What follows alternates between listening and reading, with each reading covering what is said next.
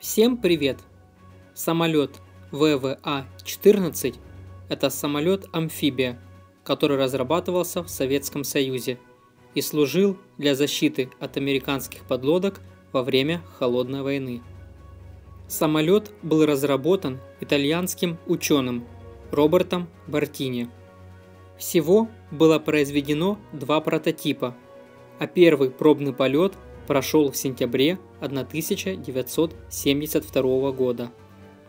В наше время один образец находится в Музее военно-воздушных сил России в Монино.